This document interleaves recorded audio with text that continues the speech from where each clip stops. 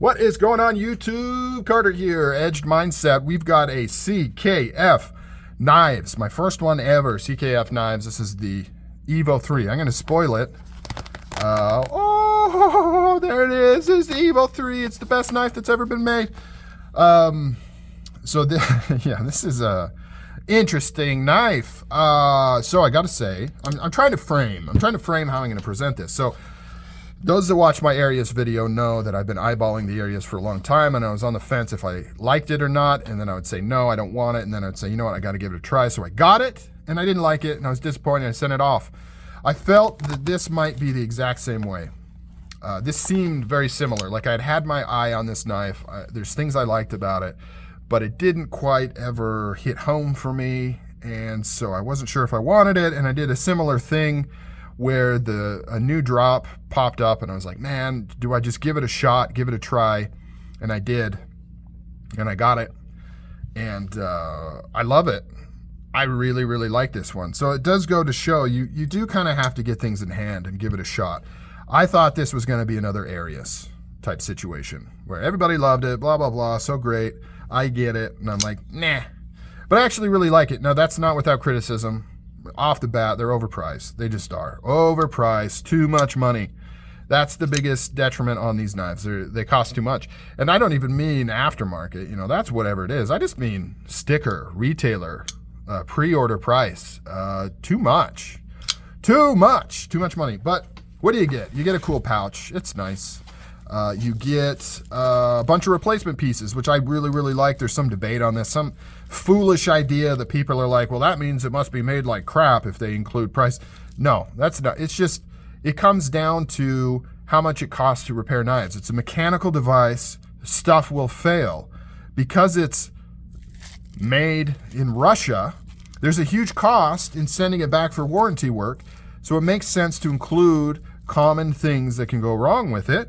Whether it's by your own stupidity, by taking it apart and stripping out screws or breaking things or just losing them, it's cheaper to include this stuff than to pay to ship it internationally back and forth. If you're buying a US made knife that's in Maryland, it makes more sense to just deal with issues on that knife when they arise and just ship it there because it's not that expensive. So it's an economical type thing. I would prefer every knife I buy comes with spare parts.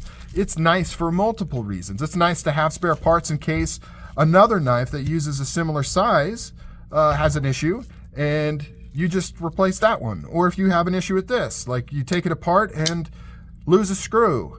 It would suck to have to ship it back to the maker or to reach out to them to send you a screw. If you just had one, it would be nice. So long story short, I'm 100% not only okay with this, I think this should be standard practice that knives should come with spare parts when they can. You can see here little, I mean, it even comes with bearings. Look at those bearings. Dual row bearings. Those are pretty sweet.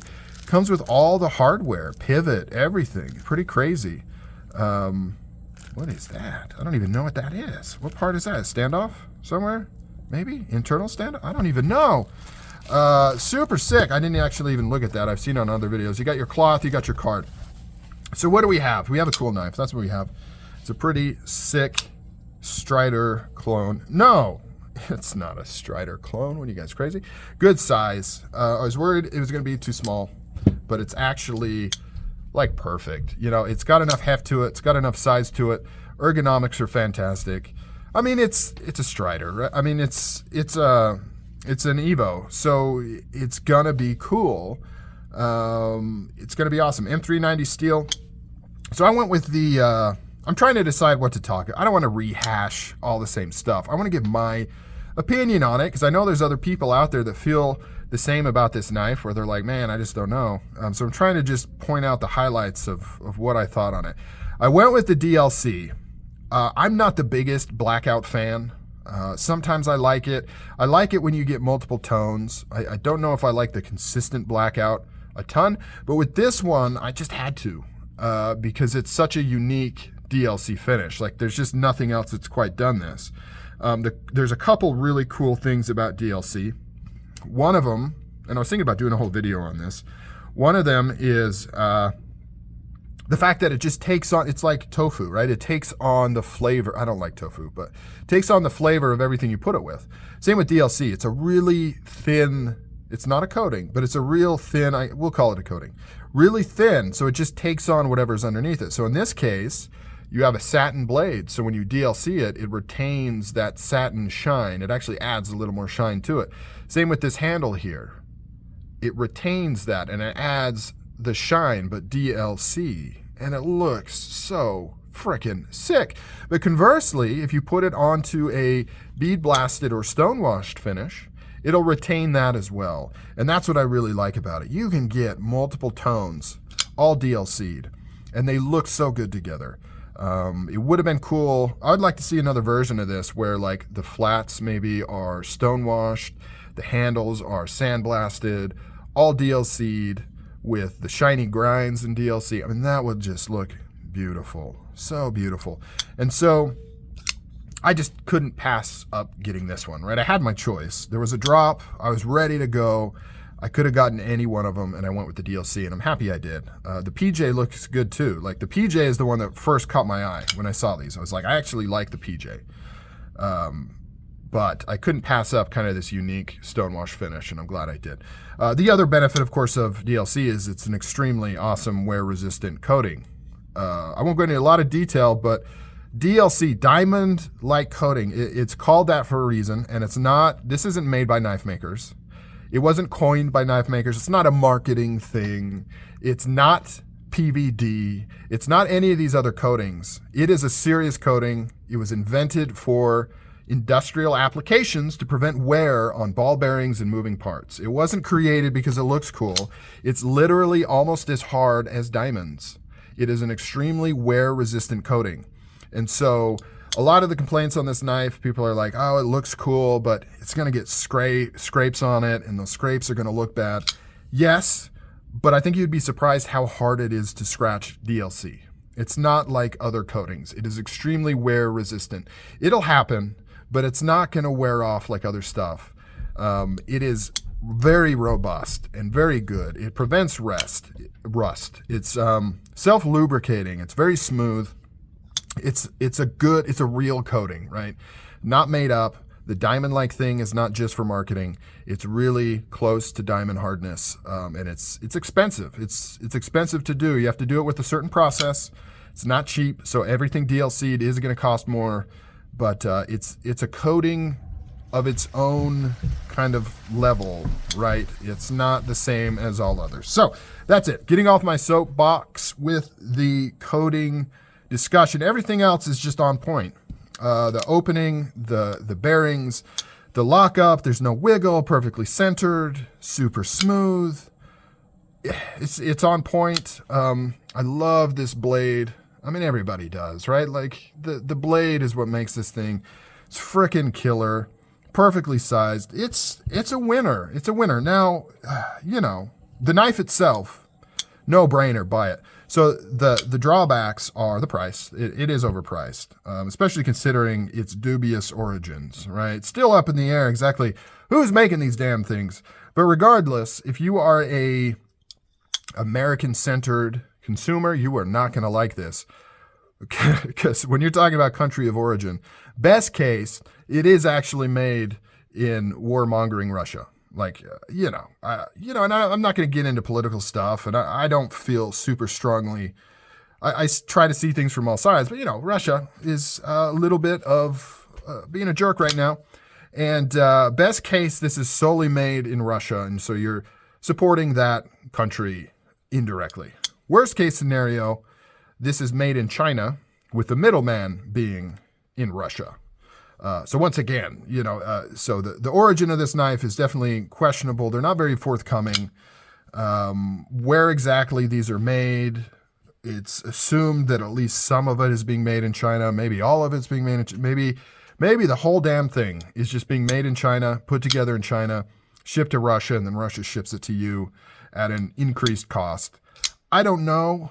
I'm not going to go any further into that, but that's definitely a possibility. And, if you're not somebody that cares about that stuff, that's fine. But it does affect price, right? Like, it has to affect price because you're talking, nobody wants to overpay. So you could argue and say, well, the knife is just the knife. Doesn't matter where it's made. Either it's quality and you like it or you don't, and you're going to pay for that. But it does, because nobody wants to overpay, and nobody wants to know that a middleman is just raking in the cash by lying about where a knife is made, right? Because like if you buy something made in the US, you have a general idea what it costs to manufacture, and then you can say, well, you know, the owner is making X percentage of that. Good for them. They need that money. They got employees, blah, blah, blah.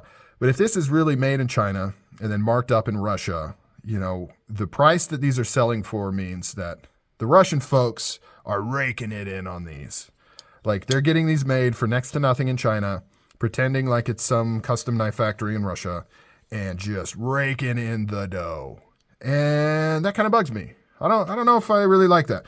Now, if they were at least honest about it, then you could say, well, okay, it is what it is, right? Like they're saying that's what they want to do, and either the knives are sell or they won't. But the fact that it's kind of mysterious and they're not forthcoming, and that bugs me. Anyways, off of that, the knife itself is just amazing. I mean, it's all the things I hoped it would be, and then some. Now, I'm going to talk about the Strider thing in another video. So stay tuned for that, because, yeah, we're going to dig into that. Is this a Strider clone copy? You know, did it steal from Strider? That kind of stuff. I have some opinions on that. And some insight, well, not really insight, but just opinions on that. But I'm going to do that in another video. I've clamored on long enough about this. Man, here's another thing that I really liked. The opening of unlocking it. Oh, that's one of the things I hate it when it's tight in there, and I feel like I can barely get the corner of my thumb in there, and it doesn't feel secure. This is chamfered on both sides, so you've got this huge opening, and the lock sits, it's all black, it's hard to see. It sits proud too. Like, oh, thank you. Thank you. Like, unlocking this knife is just such a pleasure and so easy. Like, you have so much real estate. You don't feel like you're going to slip off of that or you're barely getting it. It's so nice. Like, some of the things that I enjoy surprises even me. But man, I love how easy it is to get in there. Like, why don't more knives do that? Why do they feel like they've got to create this little tiny gap where you can barely get your thumb in there and unlock it, and it feels like you're going to slip off at any minute? Why? This is even slick. Like, DLC is pretty slick. It's one of the drawbacks on the way it's done here. If it was bead blast or whatever, it'd be different, but it's pretty slick. And it's no issue. No, like, oh, I can just get in there. So easy, so much room. Anyways, all right, guys, I'm out of here. I like this one. It's a keeper. You guys take it easy. Talk to you later.